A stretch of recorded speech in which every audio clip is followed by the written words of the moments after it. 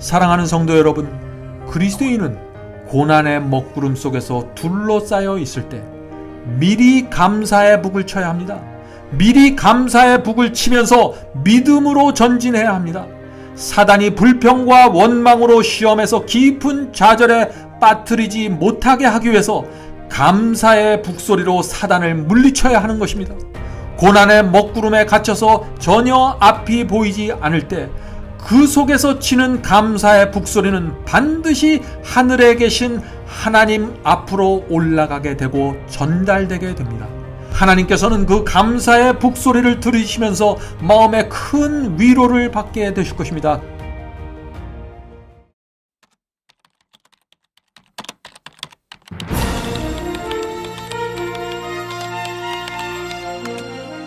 Last Mission Bible Study Series.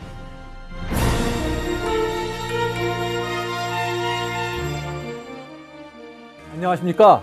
마지막 사명을 찾아오신 성도 여러분을 진심으로 환영합니다. 오늘날 가짜 감사가 너무나 많이 있습니다. 너무나 값싸고 감정적인 감사가 많기 때문에 성경이 말하는 감사가 정말 어떤 것인지 크게 혼돈되어 있는 것입니다. 성경이 말하는 감사는 이것입니다. 범사에 감사하라. 이는 그리스도 안에서 너희를 향하신 하나님의 뜻이니라. 지난 시간에 이어서 오늘도 성경이 말하는 감사에 대해서 살펴보도록 하겠습니다. 현대 과학은 감사가 우리의 몸과 마음에 큰 유익을 준다고 말하고 있죠. 감사하면 건강해집니다. 감사하면 저항력이 강해집니다. 잠을 잘 자게 됩니다. 감사하면 스트레스가 낮아집니다. 감사하면 혈압이 떨어집니다. 감사하면 오래 삽니다. 감사는 몸에 분명한 유익을 가져다 줍니다. 뿐만 아니라 감사는 우리의 정신과 마음에도 큰 유익을 미친다고 말합니다. 감사하면은 성격이 좋아집니다. 감사하면 행복해집니다. 우울증이 치료될 수 있습니다. 감사하는 사람은 치매 발병률도 낮아진다고 합니다. 감사하는 부부는 행복하게 살아갑니다. 이처럼 감사가 몸과 마음 모두 영향을 미치는 것은 우리에게 무엇을 말해줄까요? 하나님께서 우리 인간을 창조하실 때 우리를 감사하는 사람으로 창조하셨다는 사실을 말해주고 있는 것입니다. 그래서 하나님께서 인간의 유전자 속에 새겨놓으신 그대로 감사하면서 살면 몸이 건강해지고 마음도 행복해진다는 것입니다. 이것이 법이고 순리입니다. 그래서 사도 바울은 이렇게 말했던 것이죠. 범사에 감사하라. 이는 그리스도 안에서 너희를 향하신 하나님의 뜻이니라. 성도 여러분, 감사는 해도 되고 안 해도 되는 옵션이나 선택사항이 아닙니다. 감사는 하나님의 뜻이고 생명의 원칙입니다. 그런데 성경이 말하는 감사가 특별한 이유는요, 따로 있습니다. 여러분들 그 사실을 아십니까? 성경은 감사가 우리의 믿음과 구원에 깊이 연결되어 있음을 말하고 있습니다. 그래서 지금부터 이 중요한 문제에 대해서 좀 살펴보도록 하겠습니다. 우리 잠시 미국의 청교도 이야기를 살펴보도록 하겠습니다. 왜냐하면 우리가 그 청교도 이야기 속에서 성경이 말하는 감사가 어떤 것인지 그 실제적인 예를 우리가 살펴볼 수 있기 때문에 그런 것입니다. 1620년 신앙의 자유를 위해서 영국에서 메이플라워호가 146명을 싣고서 신대륙을 향해서 떠났습니다. 메이플라워호는 146명이 타기에는 너무나 작은 배였습니다. 항해 도중 그들은 극심한 기아와 질병에 시달렸습니다. 그들은 117간의 그 험난한 항해 끝에 신대륙 미국에 도착할 수 있었습니다. 그때가 1620년 12월 26일입니다. 크리스마스 바로 다음 날에 미국 동북부 플리머스 해안에 상륙하게 되었습니다. 그때는 혹독하게 추운 겨울이었습니다. 모든 것이 꽁꽁 얼어붙었습니다. 추위와 식량 부족으로 인해서 영양실조에 걸렸습니다. 많은 사람들이. 거기다가 또 전염병까지 돌아서 봄이 오기 전에, 그 이듬해 봄이 오기 전에 44명이 목숨을 잃어버렸습니다. 처음 출발했을 때 3분의 1에 가까운 사람들이 죽은 것입니다. 그들은 모두 가까운 친구들이었고 가족들이었고 신앙의 자유를 찾아서 고향 땅을 등진 신앙의 동지들이었습니다. 그래서 그들이 배에서 내려 가지고 온 그 보리와 밀을 심었지만 토양과 기후가 맞지 않아서 완전히 실패했습니다. 그들은 먹을 것이 없어서 굶주림에 시달렸습니다. 앞날에 대한 두려움과 불안에 떨어야 했습니다. 또다시 찾아올 그 혹독한 추위와 긴 겨울을 생각하면서 두려워 떨었습니다. 그들이 할 수 있는 일은 오직 하나였는데 그것은 하나님을 바라보는 것이었습니다. 사랑하는 형제 자매 여러분, 바로 그런 상황에서 그들이 감사 예배를 드렸습니다.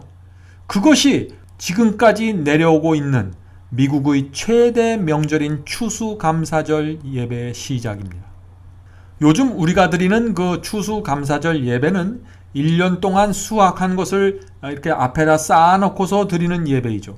그러나 청교도들이 미국 땅에 도착해서 처음으로 감사 예배를 드렸을 때는 그들이 아직 황무지 벌판에 있었을 때입니다. 그들은 미리 감사하는 신앙을 갖고 있었습니다. 아직 아무런 추수도 없고 열매도 없었습니다. 아직 감사할 만한 상황이 아니었습니다. 정확하게 말하자면 모든 것을 포기하고 좌절해야만 하는 그런 상황이었습니다. 그러나 청교도들은 감사할 조건을 찾아내었습니다. 7가지 감사를 하나님께 그래서 드릴 수 있었습니다. 그들은 그들의 감사를 이렇게 표현했습니다. 제가 그것을 읽어드리겠습니다. 첫째 감사, 180톤밖에 안 되는 작은 배지만 배를 허락하신 주님께 감사합니다.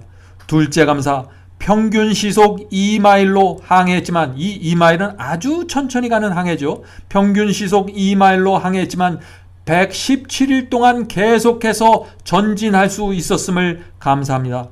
셋째 감사, 항해 중 2사람이 죽었지만 한 아이가 태어남을 감사합니다. 넷째 감사, 폭풍으로 큰 도시 부러졌지만 파손되지 않음을 감사합니다. 다섯째 감사, 여자들 몇 명이 심한 파도 속으로 휩쓸려 들어갔지만 모두 구출되었음을 감사합니다. 여섯째 감사, 인디언들의 방해로 상륙할 곳을 찾지 못해서 한 달 동안 바다 위에서 표류했지만 결국 호의적인 원주민이 사는 곳에 상륙하게 해주심을 감사합니다. 일곱째 감사, 고통스러운 3개월 반의 항해 도중 한 명도 돌아가자는 사람이 나오지 않았음을 감사합니다. 얼마나 놀라운 신앙 고백입니까? 도무지 감사할 수 없는 상황에서 그들은 감사의 조건을 찾아내고 하나님께 감사를 드렸습니다. 그런데 여기서 우리가 한 가지 질문을 좀 생각해 봐야 합니다. 하나님께서는 왜 청교도들에게 그렇게 힘든 경험을 주셨을까요? 그들은 참된 신앙의 자유를 위해서 모든 것을 버린 사람입니다. 고향 땅을 떠난 사람들입니다. 오직 한 가지 신앙, 오직 신앙 하나만을 위해서 황무지 미국으로 온 것입니다. 그런데 왜 그렇게 고난의 길을 걷도록 하나님께서 인도하셨을까요? 하나님의 목적은 단순히 사람들을 미국 땅으로 옮겨 놓는 것이 아니었습니다. 하나님께서는 마지막 시대에 중요한 역할을 하게 되는 미국의 선조가 될 사람들에게 참된 신앙과 감사의 경험을 주시기 원했던 것입니다.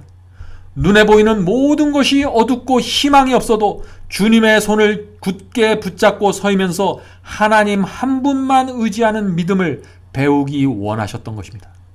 성령께서 그들 마음속에서 주시는 그 확신 하나만을 가지고 전진하는 경험을 배우도록 섭리하셨던 것입니다. 하나님께서는 이 미국이 복음 사업에 있어서 장차 차지할 역할을 보시면서 그들을 인도하셨던 것입니다. 미국이 마지막 시대에 어떤 역할을 할 것인가에 대한 그 예언의 문제는요, 우리가 다음 기회에 자세히 살펴보도록 하겠습니다. 범사에 감사하는 것이 하나님의 뜻입니다. 하나님께서는 그런 당신의 특별한 뜻을 이루기 위해서 때때로 성도들을 특별한 고난의 훈련 학교에 입학시키십니다. 우리가 지금부터 살펴볼 이 다윗도 그런 사람 중에 하나였습니다. 시편 34편에서 다윗은 이런 말씀을 기록했습니다. 1절입니다. 내가 여호와를 항상 송축하며 그를 송축함이 내 입에 계속하리로다. 항상 하나님을 찬양하고 감사한다는 얘기죠. 그런데 이 성경절은 평범하게 보이는 성경절입니다. 이런 비슷한 성경절이 성경 안에 참 많이 있기 때문에 그렇죠. 자, 그런데 시편 34장의 그 서두 맨 위에 있는 그 제목을 보면은 우리 마음에 큰 충격을 받게 됩니다. 왜냐하면 제목이 이렇게 되어 있습니다. 다윗이 아비멜렉 앞에서 미친 채 하다가 쫓겨나서 지은 시. 자, 이건 무슨 뜻인가요? 다윗이 시편 34편의 이 시를 썼을 때는 그가 아비멜렉 앞에서 미친 척 하다가 쫓겨났을 때라는 것입니다. 점점 이 시를 썼을 때의 그 상황이 궁금해지시지 않나요? 여기서 우리는 잠시 다윗의 그 인생을 좀 살펴봐야 합니다. 다윗은 블레셋 골리앗 장군을 조약돌 몇 개로 죽인 이스라엘의 위대한 영웅입니다. 그래서 백성들은 사울의 죽인 자는 천천히요 다윗은 만만이로다 라는 노래를 부르고 다녔죠. 이런 분위기가 사울 왕의 질투와 미움을 일으켰습니다. 그래서 결국 다윗은 사울 왕을 피해서 도망 다녀야 했던 것이죠. 자, 그러다가 성소에 있는 제사장들에게도 가서 떡을 얻어먹고 도움을 받게 됩니다. 그렇지만 더 이상 이스라엘 땅에서는 다윗이 숨을 곳이 없었습니다. 그래서 다윗은 이스라엘을 떠날 수밖에 없게 됩니다. 자, 그런데 다윗이 이스라엘을 떠나서 도피했는데 어디로 갔을까요?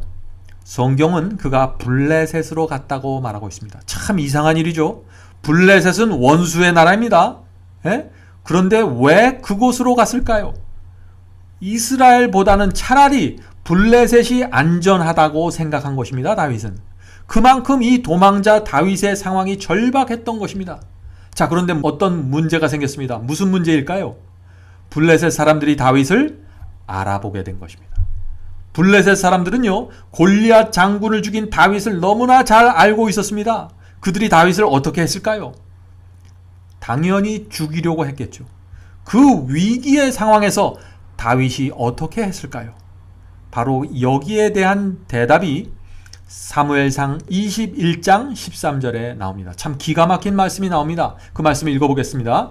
그들의 앞에서, 이 블레셋 사람들의 앞에서 그 행동을 변하여 미친 채 하고 대문짝에 그적거리며 침을 수염에 흘리매. 정말 비참한 얘기입니다. 천하의 다윗이 목숨을 부지하기 위해서 블레셋 사람들 앞에서 미친 척하고 대문의 몸을 비비적거리고 수염에 침을 질질 흘리는 모습을 여러분들 상상해 보시기 바랍니다. 블레셋 사람들 앞에서 목숨을 보존하기 위해서 지금 광인의 흉내를 내고 있는 것입니다. 바로 그런 상황에서 시편 34장의 시를 기록했다는 것입니다. 다윗이 이 시를 썼을 때는 즐겁고 행복했을 때가 아닙니다. 모든 것이 만족했을 때가 아닙니다. 이 시를 썼을 때는 그 장인 어른인 사울 왕에게 쫓겨서 조국을 떠났을 때입니다. 자기를 도왔던 제사장들이 모두 살해되었다는 소식을 들었을 때입니다. 이스라엘 땅에는 더 이상 있을 곳이 없어서 블레셋으로 도망했을 때입니다. 그런데 블레셋 사람들이 다윗을 알아보고 죽이려고 했습니다. 어쩔 수 없이 블레셋 사람들 앞에서 광인 행세를 하던 바로 그때 시편 34편을 썼다는 것입니다. 그런데 어떻게 썼나요? 제가 읽어드리겠습니다. 내가 여호와를 항상 송축하며 그를 송축함이 내 입에 계속하리로다. 내 영혼이 여호와로 자랑하리니 곤고한 자가 이를 두고 기뻐하리로다. 내가 여호와께 구하매 내게 응답하시고 내 모든 두려움에서 나를 건지셨도다. 이 곤고한 자가 부르짖음에 여호와께서 들으시고 그 모든 환난에서 구원하셨도다.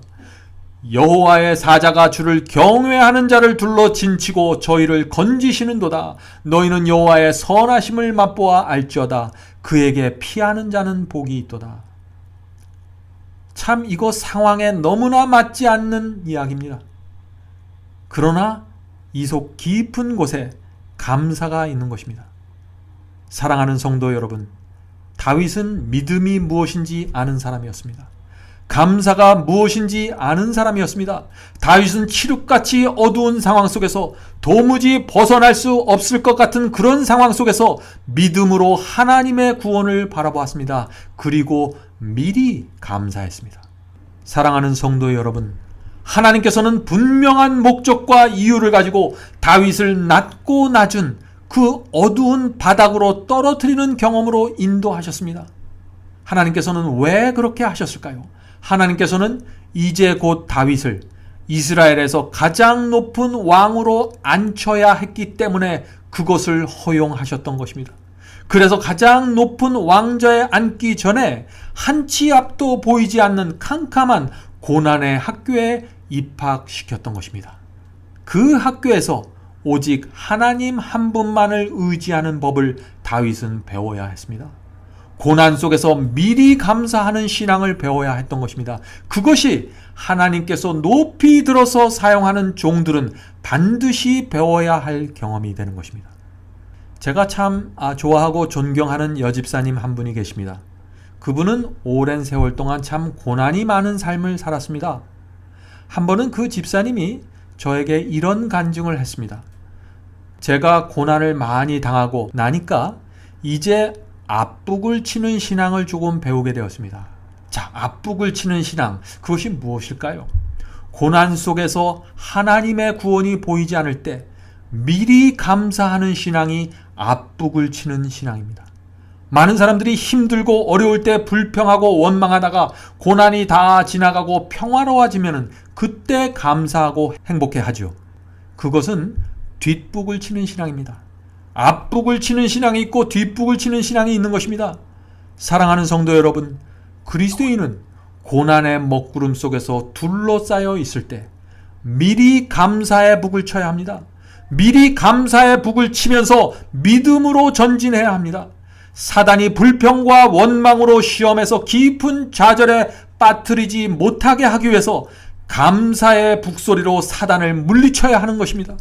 고난의 먹구름에 갇혀서 전혀 앞이 보이지 않을 때 그 속에서 치는 감사의 북소리는 반드시 하늘에 계신 하나님 앞으로 올라가게 되고 전달되게 됩니다. 하나님께서는 그 감사의 북소리를 들으시면서 마음에 큰 위로를 받게 되실 것입니다. 그것이 바로 다윗의 신앙이었습니다. 그의 신앙은 앞북을 치는 신앙이었습니다.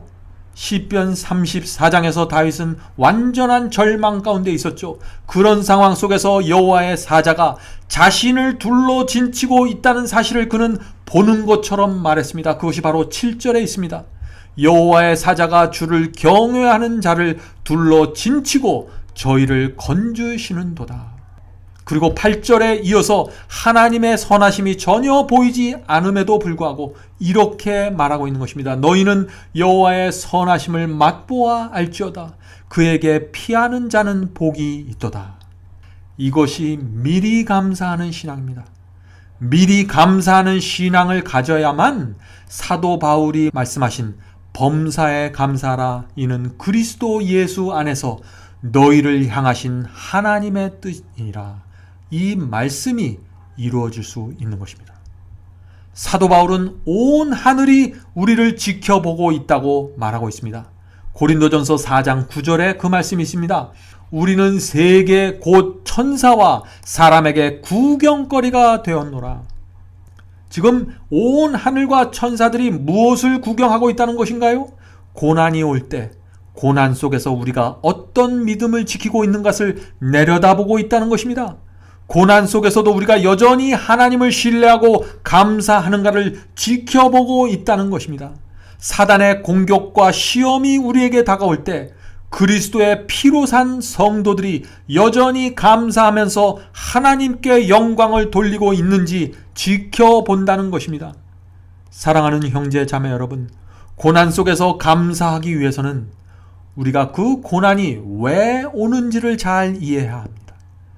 우리의 눈을 가리고 있는 이 휘장을 걷어치워서 우리를 향한 하나님의 생각을 우리가 볼 수만 있다면 시련과 고난을 허락하신 하나님께 우리가 진심으로 감사하게 될 것입니다. 어떤 때는 우리의 기도가 응답되지 않는 것을 감사하게 될 것입니다. 왜냐하면 우리의 기도대로 응답 다 해주시고 나면 우리가 너무나 교만하고 건방져지게 될 것을 하나님께서 아시기 때문에 그런 것이죠. 하나님께서는 우리가 우리 자신을 아는 것보다 우리를 훨씬 더 정확하게 아십니다. 그분께서는 우리를 어떻게 훈련시켜야 이 세상에서 빛과 소금 같은 그러한 존재로 살아갈 수 있는지 아시는 것입니다. 어떤 종류의 고난을 허락하고 어떤 종류의 고통을 허락해야 우리가 순결한 믿음을 갖게 되는지 아시는 것입니다. 우리 속으로부터 더럽고 불순한 것이 어떻게 해야 빠져나갈 수 있는지 아시는 것입니다. 그러므로 시련과 고통은 하나님께서 택하신 훈련 방법이고 그것은 하나님께서 정하신 성공의 조건입니다. 사랑하는 성도 여러분, 어쩌면 우리가 시련과 시험 속에서 넘어지고 자빠지는 우리의 모습을 보면서 주변에 있는 많은 사람들이 우리를 비웃고 조롱할 수 있을 것입니다. 그러나 하나님께서는 우리 자신의 부족과 문제를 깨닫고 무릎 꿇고 기도하는 우리의 모습을 귀하게 여기실 것입니다. 다른 사람들은 우리를 놀릴 것이지만 하나님께서는 주 앞에 나와 기도하고 하나님 앞에 부복한 우리의 영혼을 귀하게 보실 것입니다. 그러므로 넘어졌다고 실망하지 마시고 낙담하지 마시기 바랍니다. 은혜의 보좌에 담대히 나가서 하나님의 은혜로 우리의 마음을 다시 채우면 되는 것입니다. 의인의 경험은 넘어질 때마다 쓰러질 때마다 회개가 점점 더 깊어지는 것입니다.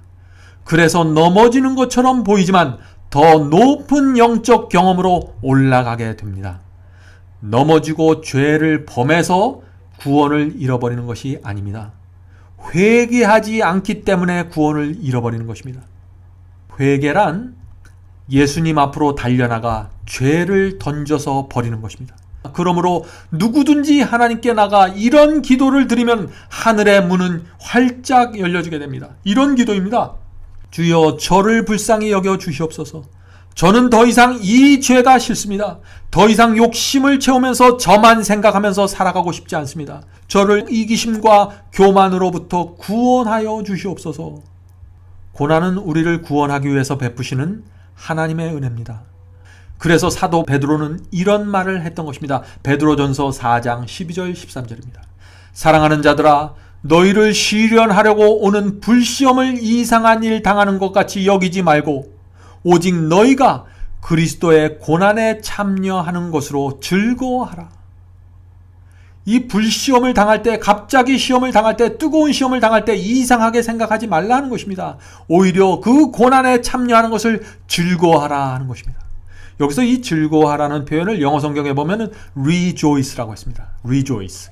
이 뜻은 그냥 좋아하는 것이 아니라 뛸 듯이 환호하면서 즐거워할 때 쓰는 표현입니다. 고난을 우리가 왜 그렇게 즐거워해야 할까요? 자, 계속해서 말씀을 읽겠습니다. 이는 그의 영광을 나타내실 때, 예수께서 재림하실 때를 얘기하는 것이죠. 예수께서 재림하실 때 너희로 즐거워하고 기뻐하게 하려 함이라. 예수께서 재림하셔서 얻게 될 그 보상과 기쁨은 지금 우리가 이 땅에서 받게 되는 외로움과 멸시와 고통과 가난을 한순간에 잊게 해줄 것이다 하는 것이에요. 그러므로 이 땅에서 잠깐 당하는 그 시련과 고난을 기쁨으로 맞이하라는 것입니다. 왜냐하면 그것을 통해서, 그 고난과 시련을 통해서 우리가 그리스도의 재림을 맞이할 수 있는 준비를 갖추게 되기 때문에 그런 것입니다. 사랑하는 성도 여러분, 오늘날 많은 교회들에서 가르쳐지지 않는 말씀이 하나가 있는데 그것은 이 말씀입니다. 디모데후서 1장 8절입니다. 디모데후서 1장 8절. 오직 하나님의 능력을 쫓아 복음과 함께 고난을 받으라. 성경은 분명하게 말하고 있습니다. 복음을 받을 때 고난도 함께 받아야 한다고 말하고 있습니다. 왜 그럴까요? 복음에 합당한 경험을 얻기 위해서는 하나님께서 필요에 따라서 나눠주시는 고난을 감사하게 받아야 한다는 것입니다. 이런 관점에서 볼 때 오늘날 흔히 교회에서 말하고 있는 예수님을 믿으면 들어가도 복을 받고 나가도 복을 받는 그런 기복신앙은 매우 비성서적이라는 사실이 분명하게 드러나게 됩니다. 사단은 그 기복신앙을 통해서 사람들의 마음속에 이상한 기대를 만들어주고 헛된 허상을 심어줍니다. 그래서 사람들을 멸망으로 끌고 가는 것입니다. 하나님을 믿으면 복이 들어오고 부자가 되고 건강해질 것 같은 환상을 넣어주는 것입니다. 사람들 마음속에. 그래서 그런 것들을 구하고 매달리게 만들죠. 사단이 그런 사람들의 기도에 응답하고 나타나는 것입니다. 이상한 곳으로 그들을 끌고 가는 것입니다. 또 그 반대로 사단은 기복신앙을 가진 성도들에게 고난과 고통을 줍니다. 그러면 사람들은 좌절하는 것입니다. 아, 하나님께서 나를 버리셨구나 라고 좌절하고 두려움에 떨게 되는 것입니다. 그래서 기복신앙을 따라가는 사람들에게는 축복도 고난도 모두 위험한 기만이 될 수 있는 것입니다. 조심하셔야 됩니다. 기복신앙은 모든 일에 범사에 감사라는 하나님의 뜻과 정면으로 충돌하는 신앙입니다. 사랑하는 성도 여러분, 고난은 우리에게 새로운 경험의 노래를 가르쳐 줍니다. 예수께서도 이 새로운 경험의 노래를 하기 위해서 고난을 통과하셨던 것입니다. 자, 이 새로운 경험의 노래가 무엇인가? 새들을 훈련시키는 법에서 우리는 이 중요한 교훈을 배울 수 있습니다. 이 새를 훈련시키는 조련사가 새에게 노래를 가르칠 때는 특별한 환경을 조성해 준다고 합니다. 왜냐하면 이 밝은 대낮이나 이 여러 가지 소음이 들려오는 환경에서는요, 새가 집중할 수 없기 때문에 특별한 환경을 만들어주는 것입니다. 새가 정신을 집중하지 못할 때 아주 바쁘고 화나고 이런 곳에서는요, 새가 노래를 가르쳐주면은 여기저기 조금씩 흉내낼 수 있지만은 그 조련사가 가르쳐주는 노래 전체를 처음부터 끝까지 완전히 따라서 부르지는 못한다고 합니다. 그래서 조련사는 중요한 노래를 훈련시킬 때는 새장을 검은 천으로 덮어버립니다. 그래서 아주 새장을 어둡게 만들어주는 것입니다. 그래서 새가 다른 데 신경 쓰지 않고 그 조련사가 불러주는 노래만을 들을 수 있도록, 집중해서 들을 수 있도록 해주는 것이죠.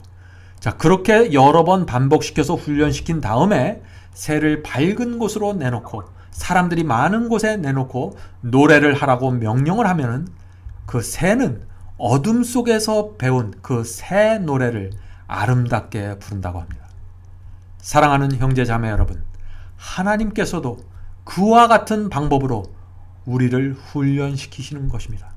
하나님께서도 우리의 마음과 정신을 집중시킬 수 있는 환경을 조성시켜 주시는데 그것이 바로 시련과 고난이라는 환경입니다. 우리는 일단 우리가 그런 환경 속으로 들어가게 되면 오래 기도하게 됩니다. 주님만을 바라보게 됩니다. 때로는 며칠 몇 개월 동안 하고 어떤 때는 몇 년을 그런 어둠 속에서 보내게 되는 것입니다. 정신을 집중해서 하나님만을 바라보게 되는 것이에요. 그러는 동안에 자신의 생애 속에 깊이 스며들어와 있는 죄와 교만을 보게 됩니다. 이기심을 볼 수 있게 됩니다. 모든 것이 잘 되고 만족될 때는 도무지 볼 수 없던 것들이 그때가 되면 보이게 되는 것입니다. 보통 때는 할 수 없는 깊은 회개의 경험이 그때가 되면은 하나님 앞에서 하게 되는 것입니다. 그러한 과정을 거쳐서 우리는 새로운 경험의 노래를 배우게 되는데 그것이 성화의 과정입니다. 그리스도의 향기를 뿜어내는 사람으로 변화되게 되는 것입니다. 하나님의 말씀 앞에서 겸손한 사람이 됩니다. 하나님을 경외하고 순종하는 사람이 됩니다. 하나님의 은혜에 진심으로 감사하는 사람이 됩니다. 이런 사람으로 만들어가기 위해서 하나님께서 우리를 찾아오셔서 그 힘든 고난을 우리에게 허락해 주시는 것입니다. 누가복음 17장에는 감사에 대한 또 다른 이야기가 나옵니다. 예수께서 한 마을에 들어가셨는데 그때 10명의 문둥병자가 와서 이렇게 얘기합니다. 예수여, 우리를 긍휼히 여기옵소서. 지금 문둥병을 고쳐달라고 간청하는 것입니다. 예수께서는 그래서 그들을 불쌍히 여기시고 몸을 깨끗게 하신 다음에 제사장에게 가서 확인을 받으라고 하십니다. 그런데 10명 중에서, 그 문둥병을 걸린 10명 중에서 한 사람만 돌아오게 됩니다. 그래서 그 한 사람이 예수님의 발 앞에 엎드려서 하나님께 영광을 돌리면서 감사하는 말을 합니다. 그때 예수께서 이렇게 말씀하십니다. 누가복음 17장 17절부터 18절입니다. 가라사대 10사람이 다 깨끗함을 받지 아니하였느냐? 그 아홉은 어디 있느냐? 이 이방인 외에 하나님께 영광을 돌리러 돌아온 자가 없느냐 하시고, 이 말씀을 하시는 예수님의 심정이 무엇일까요? 실망일까요? 섭섭함일까요? 예수께서는 10명이 치료를 받았는데 왜 9사람은 어디에 가고 한 사람만 와서 감사를 표현하냐고 물으시는 것입니다. 어떻게 그럴 수 있냐는 말입니다. 그리고 이어서 예수께서 중요한 말씀을 하십니다. 19절에 그 말씀이 있습니다. 이 말씀 잘 들어보시기 바랍니다. 그에게 이르시되 일어나 가라. 내 믿음이 너를 구원하였느니라 하시더라. 예수께서 지금 무엇을 말씀하고 계십니까? 왜 한 사람만 돌아와서 감사를 표하느냐고 하시면서 그것을 믿음과 구원으로 직접 연결시키셨습니다. 내 믿음이 너를 구원하였느니라. 사랑하는 성도 여러분, 감사는 믿음입니다. 그리고 그것은 구원과 연결됩니다. 그래서 성경은 감사와 믿음을 동일시하는 것입니다. 감사하지 않는 것은 믿음이 없다는 것이고, 믿음이 없는 것은 구원받지 못했음을 뜻하는 것입니다. 자, 여기에 또 우리가 한 가지 질문이 있을 수 있죠. 고칠 수 없는 문둥병이 나았는데 왜 9명은 예수께 와서 감사를 표하지 않았을까요? 그들이 예수께 원했던 것은 육신의 치료였기 때문에 그런 것입니다.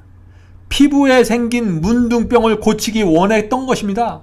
그래서 자신이 원하는 것을 얻자 더 이상 예수님을 따라다닐 필요가 없어진 것입니다.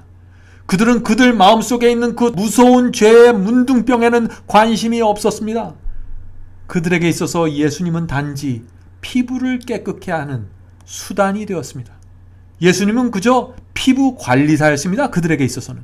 성경에는 예수님을 수단으로 사용했던 사람들이 많이 나옵니다. 예수께서 떡과 물고기를 나눠줄 때 수천의 군중이 그를 따르면서 환호했습니다. 그러나 예수께서 십자가에 매달려 있는 가장 힘들고 외로운 시간에는 그들 중 아무도 예수님 곁에서 친구가 되어주지 못했습니다. 오늘날에도 마찬가지입니다. 수많은 사람들이 예수께 나와 죄를 용서받고 구원을 받습니다. 그런데 예수님께 감사하는 생애를 살지 않습니다. 그리스도의 피의 대가로 놀라운 은혜와 구원을 받는데 구원받은 다음에는 예수께 돌아오지 않습니다. 감사의 생애를 살지 않습니다. 예수님의 손을 잡고 동행하지 않습니다. 하나님의 말씀이 순종을 요구할 때는 모른 척합니다. 진리와 복음이 충성을 요구할 때는 모른 척하고 외면합니다. 자아를 부인하고 좁은 문으로 들어가야 되는 상황이 나타나면 넓은 길로 가버리고 맙니다. 핍박이 오고 가난과 경제적인 손해가 하나님의 말씀 때문에 오게 되면 예수님을 모른 척하고 다른 곳으로 가버립니다. 예수께서 그런 사람들에게 내 믿음이 너를 구원하였느니라 라고 말씀하실 수 있을까요? 성경은 감사와 믿음을 동일시한다는 사실을 잊지 마시기 바랍니다. 십자가의 은혜를 정말 우리가 감사하면은 우리는 믿음으로 이 세상을 살게 될 것입니다. 그런 사람의 생애는 순종과 충성이 열매로 자연스럽게 맺히게 되는 것입니다. 그것은 율법의 행위가 아닙니다. 그것은 성령께서 그들의 마음을 감동시켰기 때문에 그런 열매가 맺히게 되는 것입니다. 오늘날 많은 사람들에게 있어서 예수님은 구원받기 위한 수단에 불과합니다. 축복을 얻어내는 방편에 불과합니다. 병을 낫기 위한 수단에 불과합니다. 그래서 축복받고 구원받고 병이 나오면 더 이상 그리스도를 따르지 않는 것입니다. 더 이상 그리스도의 말씀에 순종하지 않는 것입니다. 마치 예수께 돌아오지 않는 그 9명의 문둥병자들처럼 말입니다. 그런 사람들은 마음속에 있는 그 죄의 문둥병이 치유받지 못하게 되는 것입니다. 예수께서는 구원과 축복과 은혜를 받은 사람들을 부르십니다.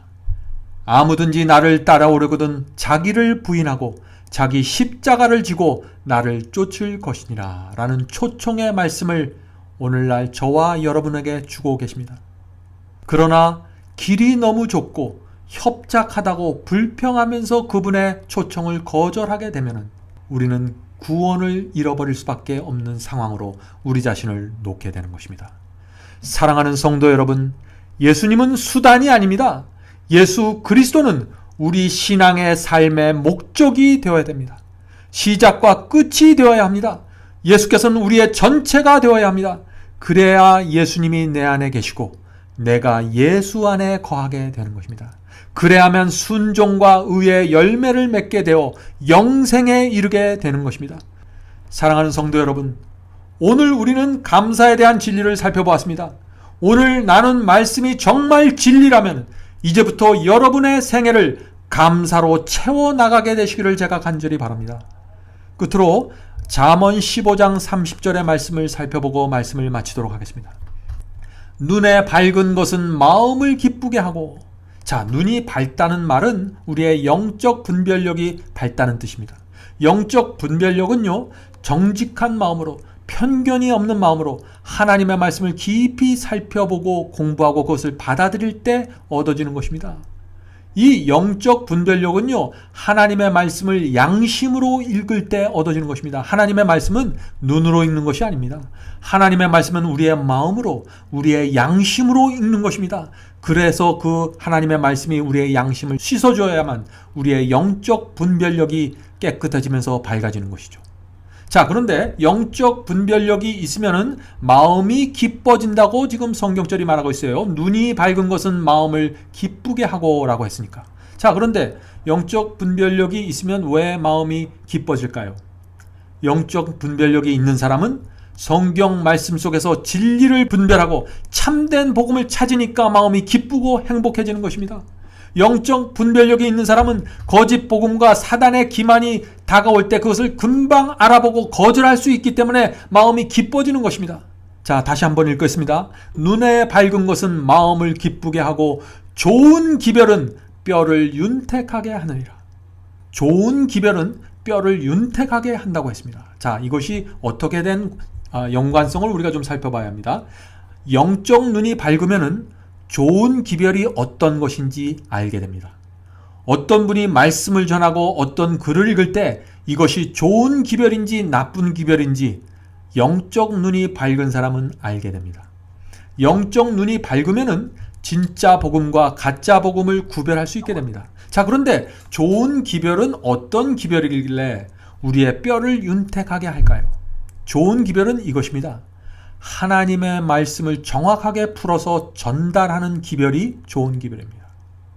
옛날에 구약시대의 선지자들이 전했던 것처럼 그 말씀을 그대로, 하나님의 말씀을 받아서 그대로 전달하는 기별이 좋은 기별입니다.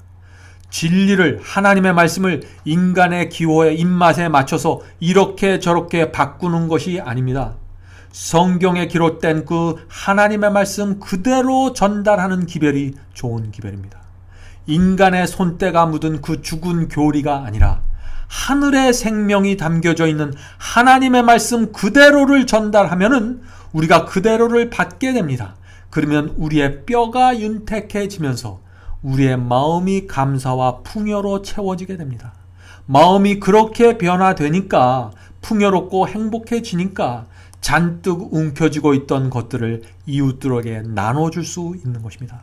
아무나 우리가 나눠줄 수 있는 것이 아니에요. 꽉 닫혀있던 주머니가 열려서 가난한 사람들을 돕게 되는 것입니다. 아무나 그렇게 되는 것이 아닙니다. 좋은 기별을 받아서 뼈가 윤택해져서 마음이 감사와 풍요로 채워져야 그것이 가능해지는 것입니다. 그러므로 좋은 복음을 만나면 마음과 정신이 건강해질 뿐만 아니라 세상의 빛이 되는 것입니다.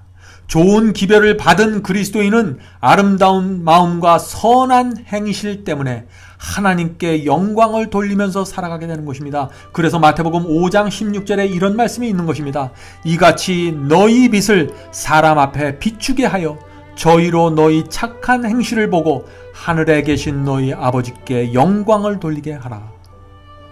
사랑하는 형제 자매 여러분, 여러분이 믿고 있는 하나님의 말씀이 여러분의 생애를 어떻게 변화시키셨습니까? 여러분이 진리를 받았을 때 여러분의 마음과 정신에 어떤 변화가 일어났습니까? 여러분은 좋은 기별을 받으셨습니까? 그래서 주변 사람들이 여러분의 선한 행실을 보면서 하나님께 영광을 돌리고 있습니까? 하나님의 영께서 오늘 말씀을 통해서 구원의 실제적인 경험을 우리 모두에게 나눠주시기를 제가 간절히 바랍니다. 그럼 다음 시간에 다시 뵙겠습니다. 안녕히 계십시오.